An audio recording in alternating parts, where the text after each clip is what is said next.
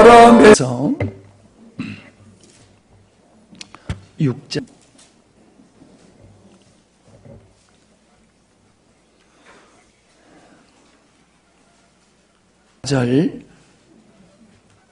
히브리서 6장 4절 한번 빛을 받고 하늘의 은사를 맛보고 성령에 참여한 바 되고 하나님의 선한 말씀과 내세의 능력을 맛보고도 타락한 자들은 다시 새롭게 하여 회개하게 할 수 없나니 이는 그들이 하나님의 아들을 다시 십자가에 못 박아 들여내놓고 욕되게 함이라.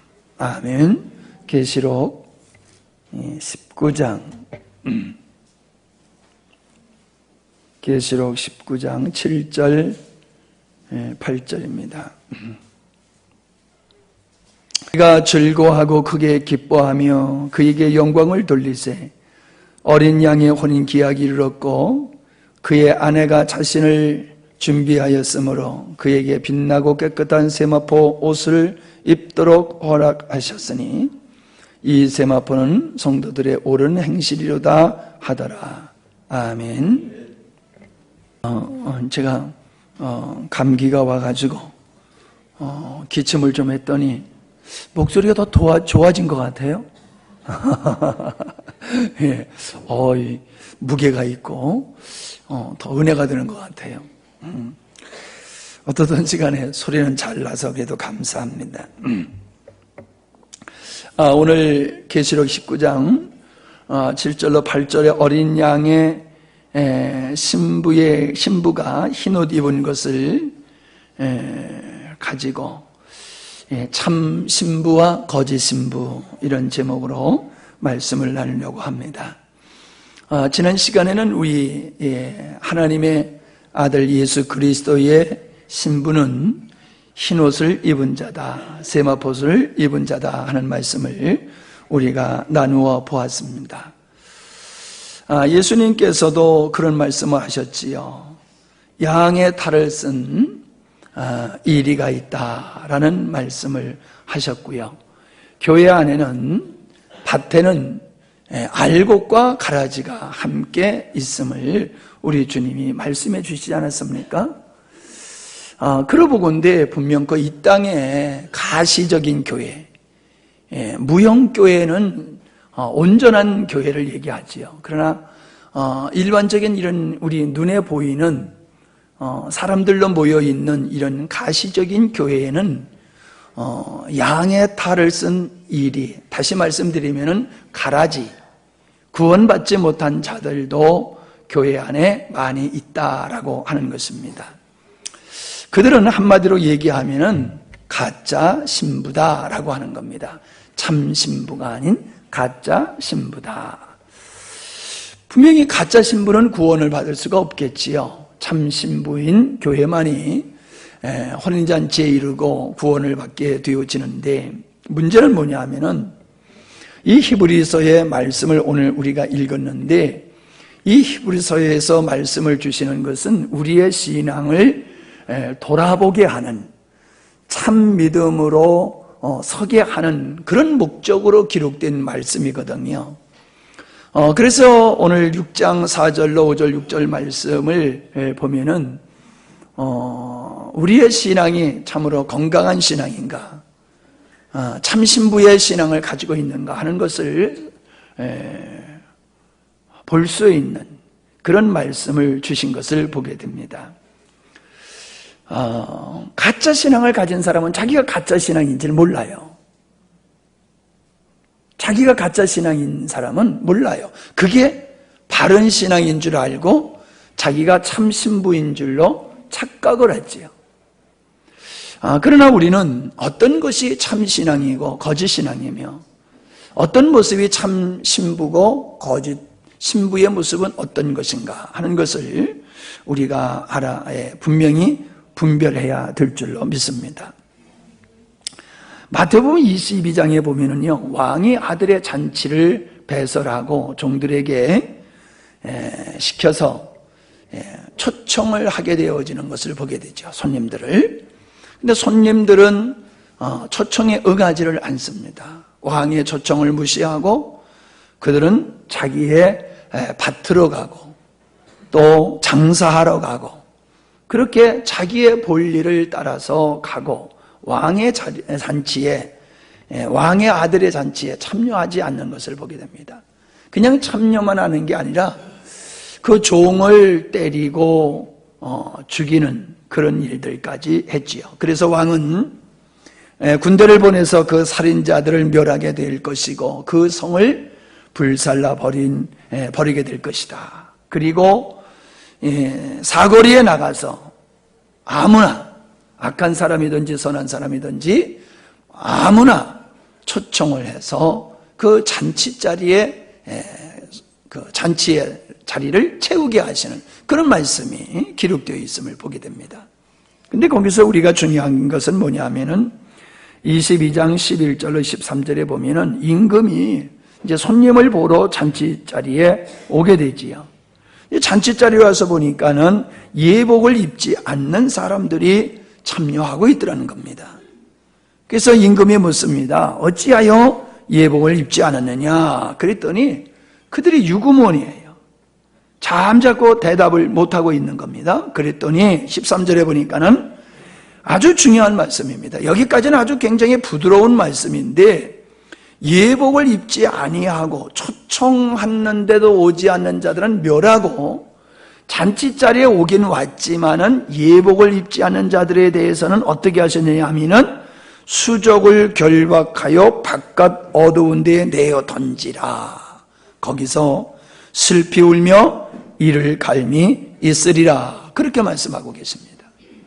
이 슬피 울며 이를 갈리라고 하는 말씀은 우리가 달란트 비유에서도 한 달란트 받은 자에게 이런 말씀을 하신 것을 우리가 볼 수가 있지요. 또한 그 열 처녀 비유 중에서 기름 준비를 하지 못한 5 처녀들이 슬피 울고 이를 갈고 있음을 보게 되지요. 그러니까 이처럼 바깥 어두운 데 버리움을 받아서 슬피 울며 이를 갈고 있다라고 하는 것은 버림을 받았다. 즉 하나님께서 그들을 구원하지 않았다라고 하는 것을 멸망을 받고 있다라고 하는 것을 우리에게 보여주는 말씀이 되고 있지 않습니까? 그러니까 이 예복을 입지 아니하고 혼인잔치에 참여하고 있는 이 사람들은 가짜 신부다라고 하는 겁니다. 뭐 결혼식 하는 데에 꼭 드레스를 입어야지만이 결혼식을 할 수 있는 건 아니잖아요. 얼마든지 평상복을 입고도 할 수 있는 거잖아요. 그 전에 우리 고향교회 장로님은 결혼할 때에 신부는 한복으로 입고 이 양반은 예비군복을 입고 했어요. 예비군복을. 꼭 예비군복을 입었는지 모르겠어요. 하여튼 예비군복을 입고 그리고 결혼을 했어요. 뭐 어떤 모습으로 하느냐 그런 건 중요하지 않지요. 이 땅에서 결혼식은. 그러나 성경에서 말씀하고 있는 어린 양의 신부가 혼인잔치에서는 반드시 예복을 입어야 된다라고 하는 것은 구원의 조건을 우리에게 얘기하고 있는 거예요. 참다운 그리스도의 신부의 자격이 무엇이냐라고 하는 것을 우리에게 말씀해 주는 것이지 예식에 어떤 옷을 입느냐 그 옷을 얘기하고 있는 것이 아니다라고 하는 겁니다. 여러분 점잖하니까는 지옥 얘기를 하면 안 되고 점잖하면은 가짜 신자, 가짜 교회, 가짜 신부 이런 말을 하면 안 된다고 생각할 수가 있습니다. 이 땅에 교회면 교회지 가짜 교회가 어디 있고 가짜 신자가 어디 있느냐 예수님 얘기하면 다 같은 신앙이 아니냐 그렇게 얘기하는데 절대로 그렇지를 않다라고 하는 겁니다. 우리는 앞서도 말씀을 드렸지만은 이 음녀가 입은 옷은 붉은 옷, 자주색 옷, 그건 세상의 향락, 사치를 의미하는 거지요. 그리고 보석, 진주로 꾸민 모습을 하고 있는 음녀의 모습을 보게 됩니다. 그것을 쫓아서 살아가는 사람들이 동일하게 그런 옷을 입었겠지요.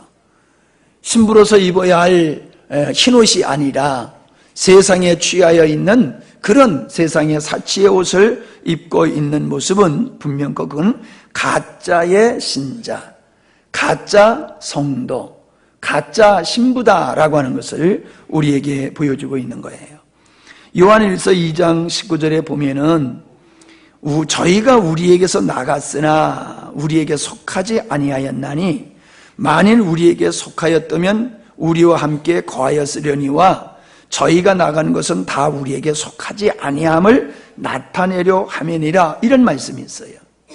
그냥 같이 믿음의 생활을 하다가 교회를 떠난 거예요. 믿음을 저버리고 세상으로 간 사람을 일컬어서 하는 얘기거든요. 저희들이 왜 하나님을 등지고 하나님을 섬기던 우리에게서 떠나갔느냐? 저들은 우리에게서 떠나간 것을 보니까는 우리에게 속한 자가 아니다, 우리에게 속한 자가 아니었구나, 그 말이에요. 만약에 우리에게 속하였다라고 하면은 절대로 저 사람이 우리에게서 떠나가지 않았을 텐데 우리에게 속하지 않았으니까는 지금 나간 거다, 그런 말씀을 하고 있거든요. 그러니까 교회를 떠나간 사람들은 근본적으로 하나님께 속한 자가 아니다라고 하는 것을 말씀하고 있는 것이지요.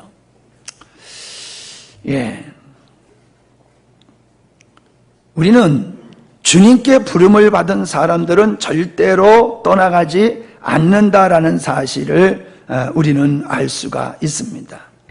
우리가 요한복음 10장 28절에 보면은, 요한복음 10장 28절에 보면은 내가 저희에게 영생을 주느니 영원히 멸망치 아니할 터이요 또 저희를 내 손에서 빼앗을 자가 없느니라. 아버지께서 내게 보내주시지 않는 자가 아니면 내게 올 자가 없고 내게 온 자는 내가 절대로 그를 빼앗기지 않고 내가 지켜 그를 영원한 영생의 자리로 인도하겠다, 그 말씀을 하고 있는 것이거든요. 그러니까 하나님이 창세전에 선택하시고 하나님이 부르시고 하나님이 구원한 백성은 절대로 세상으로 갈 수가 없다는 거예요. 하나님께서 부르신 자는 절대로 하나님을 떠날 수 없다는 거예요. 왜냐하면 우리가 하나님을 붙든 것이 아니라 하나님이 우리를 선택하고 하나님이 우리를 붙들고 계시기 때문에, 하나님이 우리를 포기하지 아니하고 계시기 때문에 그는 세상으로 갈 수 없다라고 하는 말씀을 우리 주님이 못 박아 말씀하고 있는 거예요. 그러나 우리 주변에 보면은 신앙생활 하다가 믿음을 저버리는 사람들이 얼마나 많습니까? 성경은 그 사람들이 누구냐? 애초에 그들은 하나님께 속한 자가 아니었다라고 하는 말씀을 하고 있는 거예요. 겉으로 봤을 때는 참 믿음이 좋은 사람같이 보였을지 모르지만 아니라는 겁니다. 아니라는 거예요. 그래서 이런 사람들은 자기도 속고 다른 사람도 속이는 그런 자리에 있게 되어짐을 보게 됩니다.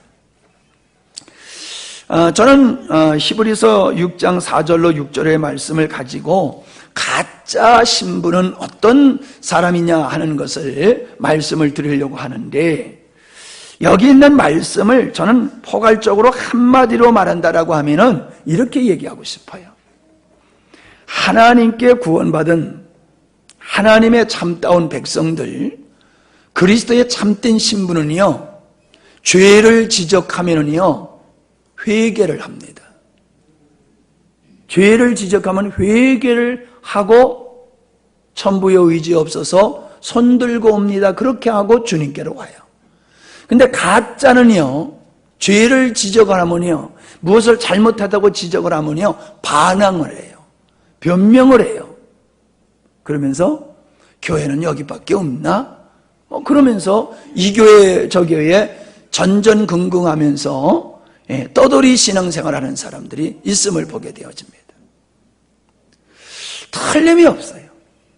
구원받은 백성은요 그렇게 어려우면 어려울수록 주님 앞에 들어오고 죄를 지적받지만은 변명하지 아니하고 솔직히 인정하고 회개하면서 주님 앞에 섭니다. 다른 이유 없어요. 다른 이유 없어요. 그걸 여러분이 생각하시면서 교회에서 어떤 사람이 잘못을 했을 때에 그것을 지적하고 고치기를 권면했는데 그가 그것을 받아들이지 않고 그냥 나갑니까? 어떤 구실을 삼아서 변명하고 핑계를 대고 험담하고 뒤집어 씌우고 그리고 가지요. 그런 사람에 대해서 안타까워할 필요가 없습니다. 항상 교회 안 나오는 사람은 설교가 어떻고 교회가 뭐 사랑이 어떻고 또 누가 나한테 뭐 어떻게 했고 뭐 이래서 나는 교회에 못 나간다. 나는 교회를 나가고 싶지만 교회가 이러기 때문에 나는 믿음의 생활을 못하고 있다. 자기가 믿음에 져버리고 그 믿음을 저버린 책임을 타인에게 돌리는 이런 사람들이 많아요. 그 사람들의 말은 진실이 아닙니다. 가짜입니다. 가라집니다. 자, 오늘 말씀을 보십시다. 오늘 말씀에 보면은 한 번 비침을 얻고 그렇게 시작이 됩니다. 이 비추다라고 하는 말은 푸어티조라고 하는 말인데 가르침으로 지식을 주다, 가르침으로 빛을 주다라고 하는 뜻입니다. 그러니까는 지식으로 어떤 것을 가르침을 받아가지고 어떤 진리에 대한 지식을 맛보게 되어지는 것을 볼 수 있는 거지요. 히브리서 10장 26절에 보면은 우리가 진리를 아는 지식을 받은 후에 짐짓 죄를 범한 즉 다시 속지 않은 죄사가 없고 라는 말씀이 있어요. 여기 진리를 아는 지식을 받은 후라고 하는 이 말씀이 바로 비추다라고 하는 뜻입니다. 그래서 하나님의 말씀을 배우고 그 배운 말씀대로 살다가 그가 떠나게 되어지면은 다시금 그가 돌아올 수 없게 된다. 속지 않은 제사가 없다라고 하는 것은 그가 돌아오지 않게 된다. 그 말씀을 하고 있는 것이거든요.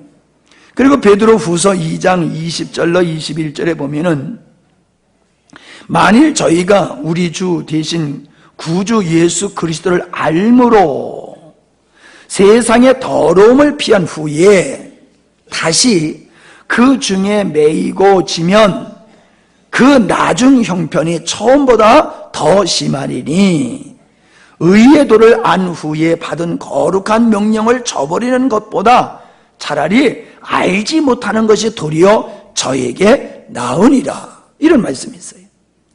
그러니까 하나님의 말씀을 듣고 아멘 할렐루야 오두방정을 떨다가 세상으로 돌아간다는 거예요. 과거로 돌아간다는 거예요. 예. 그런 사람은 어떻게 되느냐? 나중 형편이 처음보다 더하다는 거예요. 하나님의 말씀을 받기 전보다도 하나님의 말씀을 받았다가 타락한 사람들은 과거보다 더하다는 거예요. 여러분, 교회를 박해하는 사람들이 어떤 사람들입니까? 교회를 다니던 사람들이에요. 교회를 험담하고 목회자를 험담하고 이러는 사람들은요, 교회에 대해서 뭘 아는 사람이에요. 속은 모르고 겉만 아는 거지요. 그래가지고 믿음을 저버린 후에는 그렇게 교회는 이렇고 저렇고 하면서 교회를 박해하는 사람들 삶으로 바뀌어지는 모습을 보게 돼요. 왜 그래요? 그리스도를 알고 진리에 대해서 안 후에 그가 믿음을 저버리게 되었을 때는요, 악한 영들이 그에게 더 역사를 해요. 그래서 귀신을 내쫓았는데 나중에 7 귀신이 더 들어왔다고 그래요. 그래서 전 형편보다 더 아주 나쁜 상황으로 바뀌어졌다는 말씀을 하고 있지요. 그게 뭡니까? 우리가 잠시 하나님의 은혜를 맛보고 진리로 무장하지 않게 되어지면은 악한 영들이 더 그를 말씀을 진리를 접하기 전보다도 더 그를 더럽히고 사로잡고 역사하는 것을 보여주고 있는 것이지요. 회심한 자들은 결코 주님으로부터 돌아가지를 않는다는 겁니다. 어떠한 어려움과 고난을 당해도 하나님을 원망하지 않습니다. 그냥 모르면 잠잠할 뿐이지 하나님을 향해서 이러쿵저러쿵 말을 하지 않아요. 어떤 사람들은 하나님을 믿다가 어려운 일을 당하면은 하나님을 원망하면서 하나님이 계시긴 뭐 계셔? 하나님이 계시다라고 하면 왜 나한테 이런 어려움이 와? 그러면서 하나님을 부정하고 저주하면서 신앙을 떠나가는 사람, 죽어가면서도 그렇게 하나님을 저주하고 죽는 사람들이 있어요. 진리를 지식으로 아는 것이 좀 있다고 해서 그 사람이 참 믿음의 생활을 하는 사람이고 참다운 그리스도의 신분은 꼭 아니다라고 하는 것을 우리에게 보여주고 있는 것이지요. 두 번째로 보면 하늘의 은사를 맛보고라고 말씀했는데, 이 하늘의 은사라고 하는 것은 뭐 성령의 은사라고 말해도 괜찮고 구원의 진리라고 말해도 괜찮을 것 같습니다.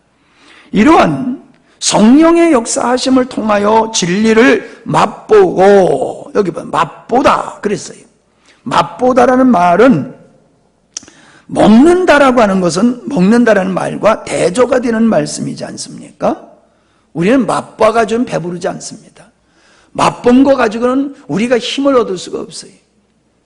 제가 어저께 밭일을 한다고 그냥 비 맞으면서 밭일을 해가지고 아무래도 내가 감기가 걸린 것 같아요. 근데 나는 미련해가지고 한번 일만 하면 먹지도 않고 하여튼 일을 해요. 그러니까 내가 안 오니까 또 사모님이 먹을 거 가지고 와가지고 그래서 비를 맞으면서 먹으면서 일을 했어요. 아이 밥을 먹고 났더니 기운이 확 생겨버리는 거예요. 그래서 요만하고 가려고 하다가 그냥 기운이 생기는 바람에 다 해버리고 왔어요. 다 해버리고요. 그래서 저녁에 힘들어서 그냥 쩔쩔매고 그랬는데, 밥을 먹으면요 맛보는 게 아니라 먹으면 힘이 생겨요. 먹으면. 근데 여기 보니까는 맛봤다라고 그랬어요. 맛봤다. 먹었다는 거 아니에요. 누림을 얘기하고 있는 게 아니에요. 꼭꼭 씹어서 먹고 삼키는 것을 파고 먹다라고 얘기하는데, 여기서 맛보다고 하는 것은 그게 아니란 말이에요. 어깨너머로 그냥 듣고 보고 그런 상태와 같지요.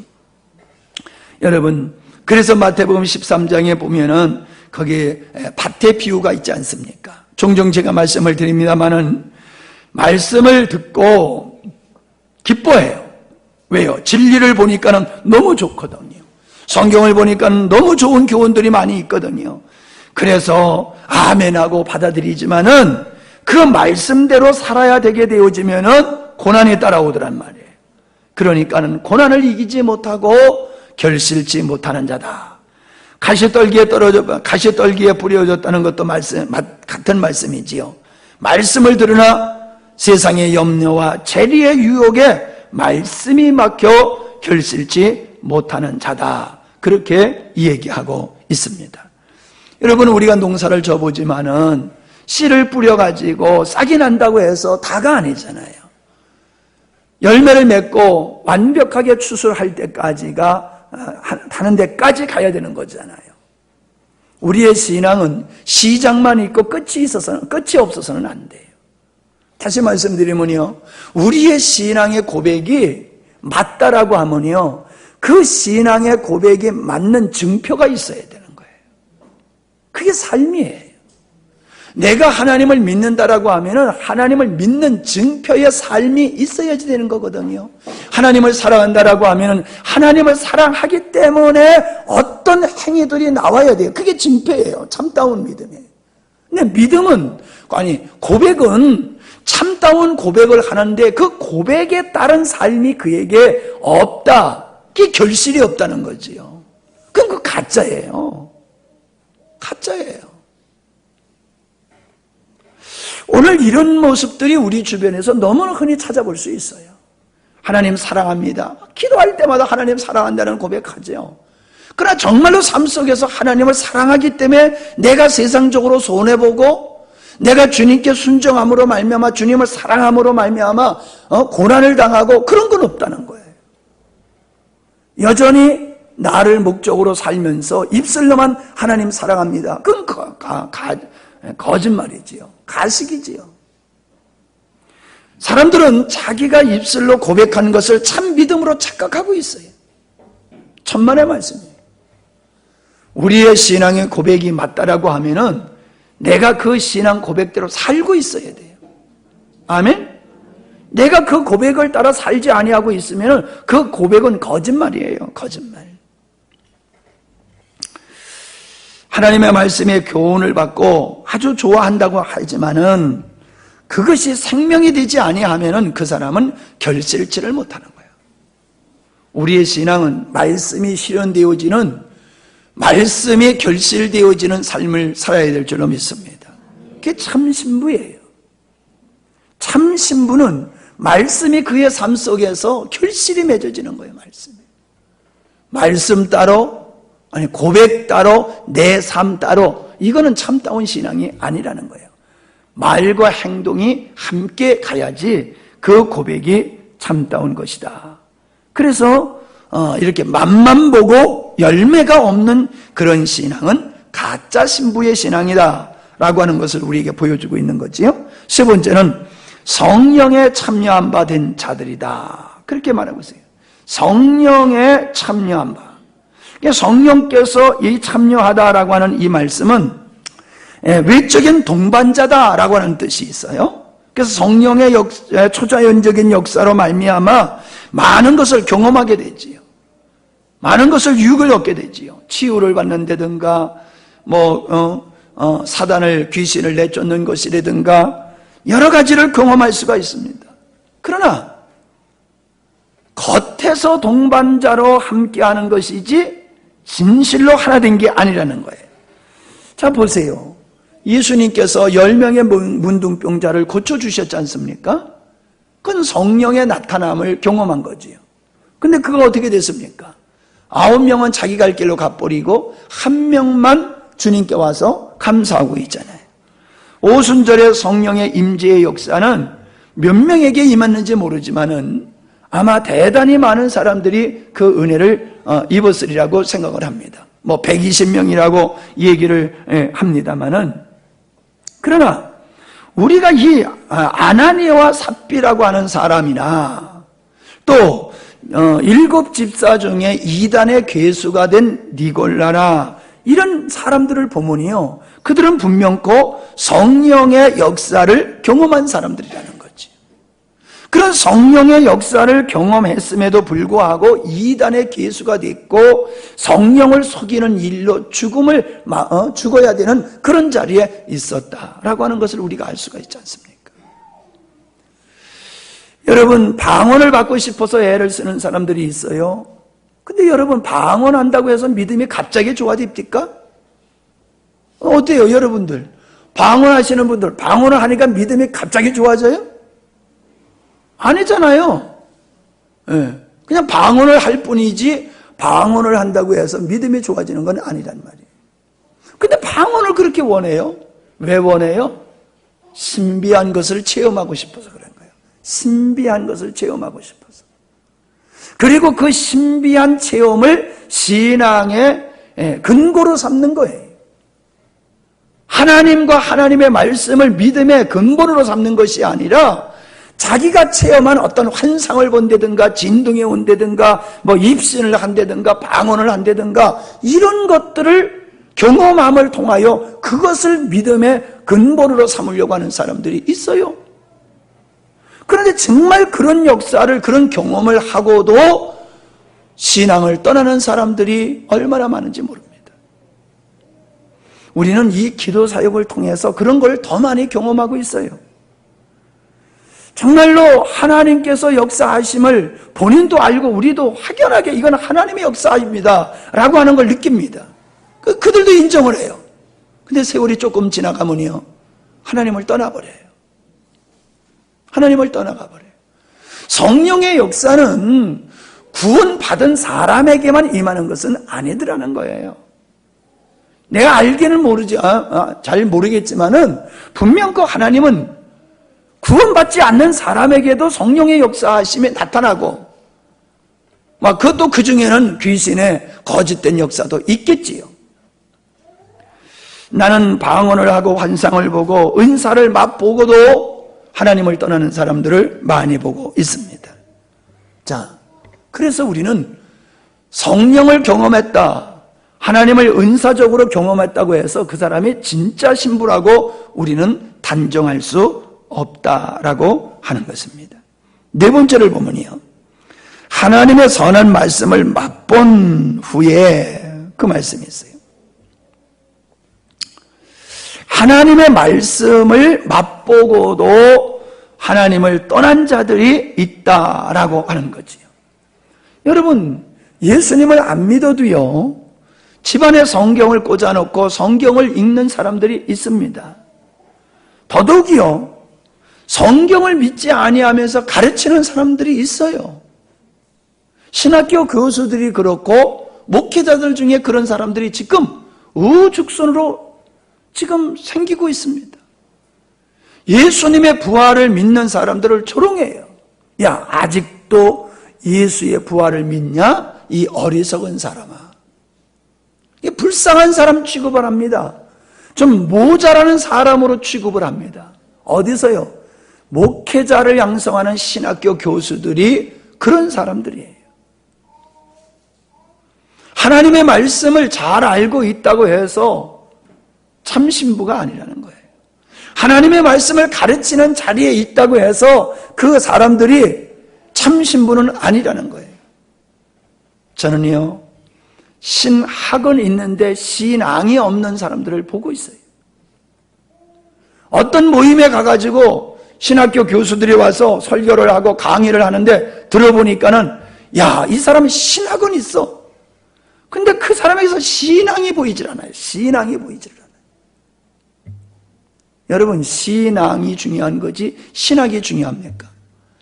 우리는 성경을 다 66권을 신학적으로 다 이해를 못한다 할지라도요, 하나님을 믿는 신앙이 있으면 구원받는 겁니다. 그러나 신학원이 있어도 신앙이 없으면 그 사람은 하나님과 상관없는 자예요. 그런 사람들이 지금 그렇게 많이 늘어나고 있다는 거예요. 다섯 번째로 보면은 내세의 능력을 맛보고도, 내세의 능력을 맛보고 믿음에서 떠난 사람이 있다는 겁니다. 내세의 능력이라는 건 뭡니까? 예수님이 이 땅에 오심으로 천국이 이 땅에 이루어졌지요. 그래서 내세에 이루어질 천국이 예수 그리스도로 말미암아 이 땅에서 이루어지고 그것을 우리가 맛보게 되었다라고 하는 겁니다. 예수님을 쫓았던 제자 중에 한 사람 가룟 유다가 예수님을 십자가에 못 박는, 이렇게 배신을 하고 예수님을 팔아버리는 그런 일을 하지 않았습니까? 다만 그 가룟 유다만 그렇습니까? 예수님께서 오병이어의 역사, 보리떡 5개, 물고기 2마리로 빈들에서 5,000명이 넘는 많은 사람들을 먹였을 때에 사람들이 얼마나 흥분하고 정말로 예수님을 왕으로 삼으려고 했습니까? 예수님의 행하시는 모든 기적을 보면서 그들이 정말로 호산나라고 외치지 않았겠어요? 근데 어떻게 됐습니까? 그들이 다 예수님을 떠났잖아요. 그리고 예수님이 예루살렘에 올라오셨을 때에 왕이 되실 줄 알고 기뻐했다가, 그게 안 되니까는 예수님을 십자가에 못 박으라고 그렇게 외쳐되지 않았습니까? 그들은 예수님을 통해서 내세에 이루어질 하나님의 영광을 맛보았지만은 결국에 그들은 예수님을 십자가에 못 박는 일에 앞장섰다라고 하는 것을 우리는 볼 수가 있습니다.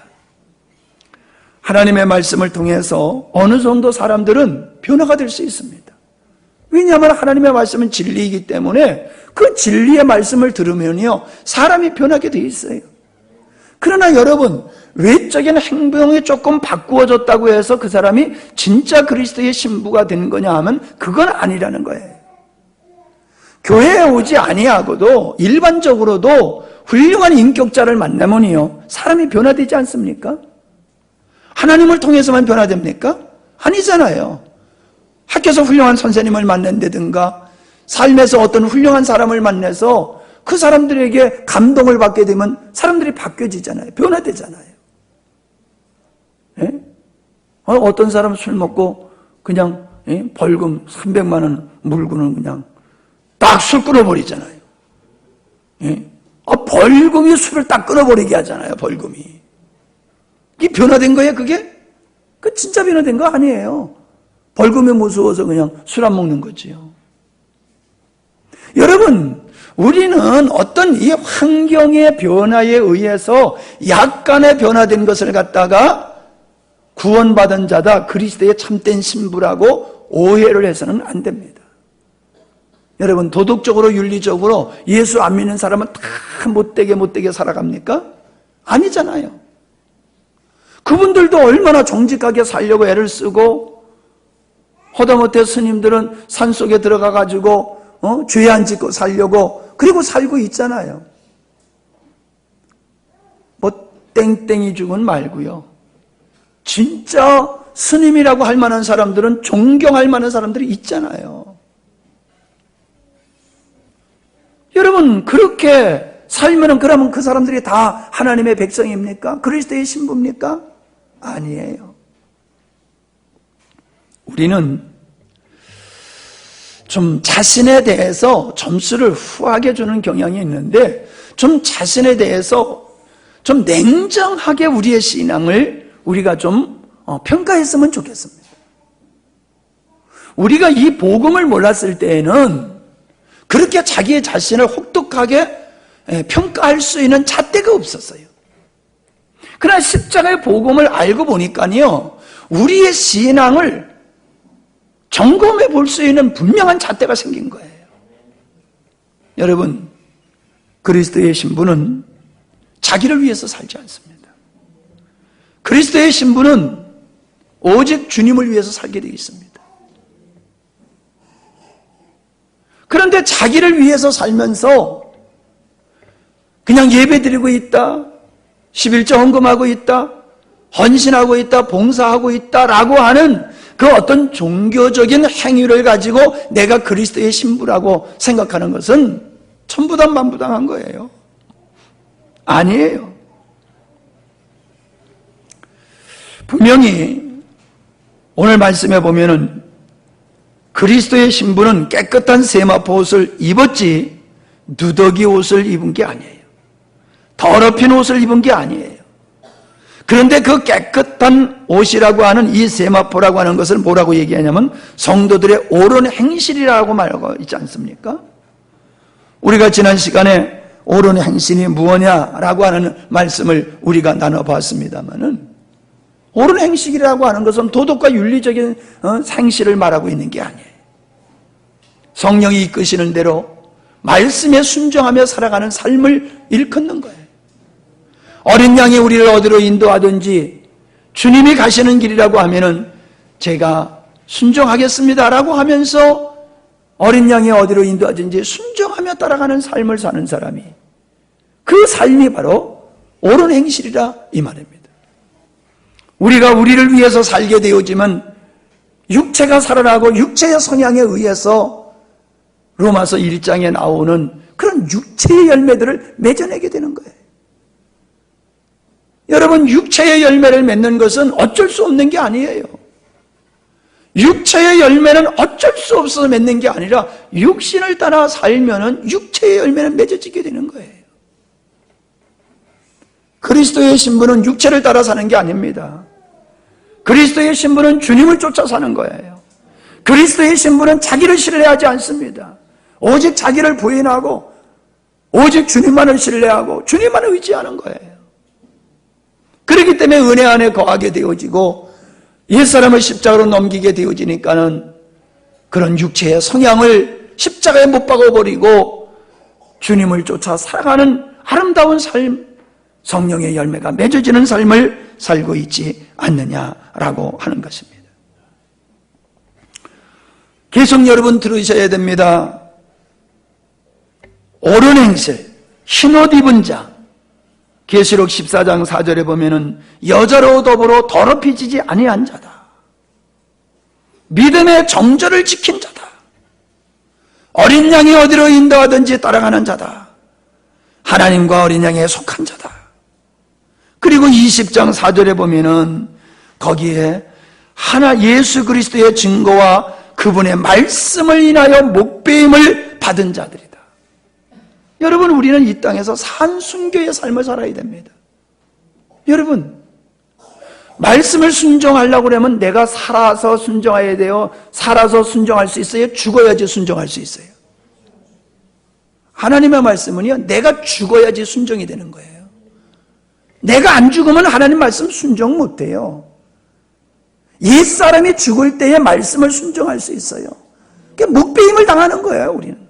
내가 죽어야지 말씀에 순종할 수 있는 거거든요. 그러니까 죽은 신앙, 말씀을 인하여 묵배임을 당했다. 그거는 뭐예요? 자기를 부정한 삶을 사는 거예요. 자기를 부정하는. 자기 옛자아를 부정하는 삶을 이야기하고 있는 거예요. 짐승과 그 우상에게 경배하지도 않았다. 그게 뭐예요? 세상의 물질의 풍요함, 쾌락을 쫓아서 자기를 높이는 것을 위해서 살지 않았다라고 하는 거예요. 짐승에게 절한다는 것은 다른 게 아니에요. 세상의 사조에 굴복하고 세상의 사조에 이끌려서 살아가는 삶을 짐승에게 절했다라고 얘기하는 것이고 666표를 받았다고 하는 거예요. 여러분, 우리가 돈을 버는 것이 죄가 아니에요. 그러나 그 돈이 목적이 되어지고 돈을 내가 높아짐의 수단으로 삼고 돈을 내가 의지하고 살아간다라고 하면은 그건 짐승에게 이미 굴복한 자예요. 666표를 받은 자예요. 오늘 교회가 왜 가짜 교회가 그렇게 많으냐? 왜 성도들이 성도다운 삶을 살지 못하느냐 하면은 배설물과 같이 여겨야 될 것을 신앙의 결과로 얻으려고 하고 있다는 거예요. 믿음의 생활을 잘하면 출세할 거다, 성공할 거다, 편안할 거다, 소원 성취할 거다. 그게 오늘날 선포되는 모든 메시지의 핵심을 이루고 있지 않습니까? 아니에요. 우리는 예수님께서 사단의 시험을 받았을 때에 네가 나에게 절하면 이 천하만국을 너에게 주리라 라고 했는데 육체를 따라 사는 사람은 세상의 천하만국을 얻으려고 들어요. 그런데 오늘날 교회 생활, 믿음의 생활을 하는 사람도 천하만국을 얻으려고 예수님을 믿는 사람이 있지 않아요? 천하만국을 얻어보려고. 헌신도 그래서 하고 헌금도 그래서 하는 사람들이 대반이에요. 이마에 손에 그 표를 받지도 아니한 자다. 그러기에 이런 성도는 이 땅에서 살아가는 삶이 고난의 연속이에요. 고난의 연속이에요. 그러나 믿음을 따라 사는 것으로 인하여서 당하는 고난을 당연하게 여겨야 돼요. 사도들이 예수 그리스도의 부활을 증거할 때에 그들이 잡혀가서 고난을 당했잖아요. 그러나 그들은 기뻐했다라고 했고 그들은 그것을 당연히 여겼다고 말씀하고 있습니다. 우리는 주님을 쫓는 삶을 통해서 당하는 고난을 마땅히 여겨야 될 줄로 믿습니다. 그걸 피하려고 하면 그건 참다운 그리스도의 신부의 모습이 아니다라고 하는 거예요.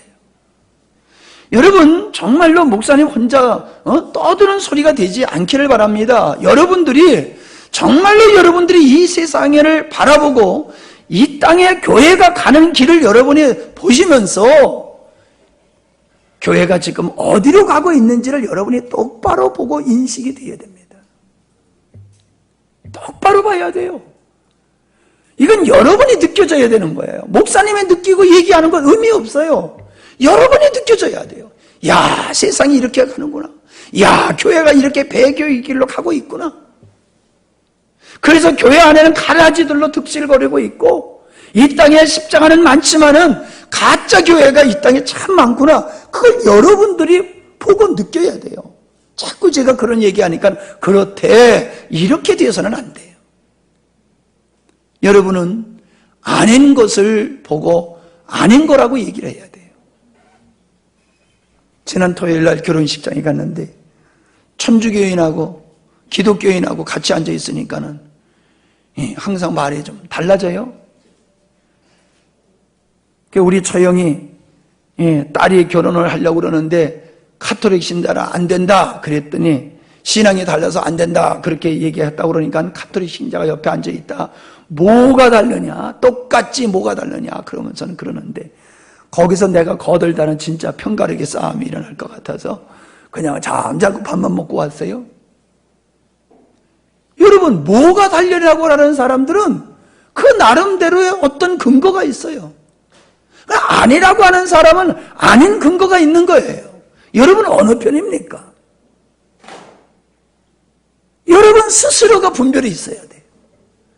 카톨릭과 기독교가 뭐가 다른지, 개신교 안에서도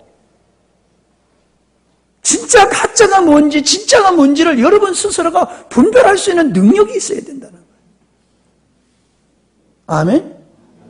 있냐는 거예요. 여러분, 제가 묻는 거예요. 여러분은 분별할 수 있는 능력이 있냐 말이에요. 설교를 들으면서, 방송 설교를 들으면서, 책을 사서 읽으면서 이건 아니라고 핏줄 굴 수 있는 분별력이 여러분에게 있느냐 말이에요.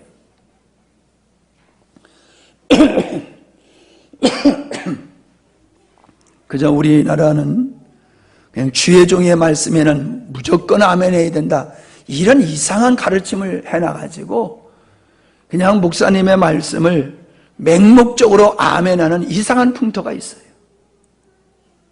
그렇다고 앉아서 채점하듯이 말씀을 그렇게 들으라는 얘기는 아니에요. 분별이 있어야 된다는 거예요. 내가 순종할 수 있는 말씀인지, 저거는 아무리 예수님의 이름으로 얘기해드려도 저건 성경적이 않다라고 하는 것이 여러분에게 분별이 있어서 여러분은 바른 말씀에 순종하는 여러분이 되시기를 바랍니다. 가짜 신부는요, 모습은 신부의 모습이에요. 그러나 속은 일이에요. 다시 말하면 자기가 주인 되고 여전히 자기 행복을 위해서, 자기 만족을 위해서 살아가는 사람이에요. 그 사람은 가짜예요. 진짜 신부는 그렇지 않아요. 이제 신방을 다 마쳤습니다마는 이번에 신방은 얼마나 은혜로웠는지 몰라요. 참 가정가정에 하나님께서 은혜의 말씀을 주시고 좋은 교제를 나누게 하시고 너무 행복한 신방이었어요. 제가 행복했어요. 여러분들은 어떠신지 모르겠어요? 정말 행복했습니까? 네. 저는 행복했어요. 어느 해보다도 올해는 그 신방이 평안한 가운데 가정가정에 하나님의 평강이 임하는 그런 것을 제가 보고 느낄 수가 있었어요. 이거는 우리가 그리스도의 신부로 성장하고 있기 때문에 나타나는 현상인 줄로 믿습니다. 여러분, 성경에 보면 벌거벗은 자의 모습으로 서지 않기를 원하고 있어요. 벌거벗었다는 게 뭐예요? 아무런 행위가 없다는 거예요. 아무런 믿음의 행위가 없는 거예요. 하나님이 원하시는 믿음의 행위가 하나도 안 보여요. 그래서 옷을 사서 입으라고 하는 것은 우리가 주님의 말씀에 순종하는 삶, 흰옷을 입으라고 하는 말씀인 줄로 믿습니다. 여러분, 예쁜 옷 입으면 기분 좋지요? 예, 예쁜 옷도 입으시지만은 신령한 옷, 흰옷을 입으시기 바랍니다. 참다운 그리스도의 신부로서의 모습을 늘 지니면서 여러분은 살아가시는 귀한 삶이 되시기를 바랍니다.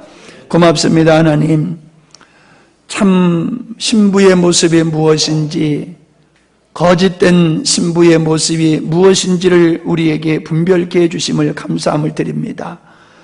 참으로 이 땅에 양의 탈을 쓰는 이리들이 많고 알곡과 같은 모습을 하고 있지만 실상은 가라지인 사람들이 교회 안에 얼마나 많이 들어와 있는지요. 이러한 속에서 우리들은 분별하게 해주시어서 내 자신이 참다운 그리스도의 신부로서 우리의 자신을 갖고 가게 하여 주시옵시고, 참으로 분별하여서 교회가 세상에 미혹되지 아니하고 진리로 세워지는 일에 우리가 귀하게 쓰임받기를 원합니다. 이 마지막의 시대의 사조를 바라보면서 정말로 비가 올 것을, 일기를, 날씨를 보면서 비가 올 것을 생각하는 것과 같이 이 시대의 사조를 바라보면서 더욱 우리들의 믿음의 경주를 할 수 있는 저희들이 될 수 있도록 은혜 베풀어 주시옵소서. 예수님의 이름으로 기도하옵나이다. 아멘.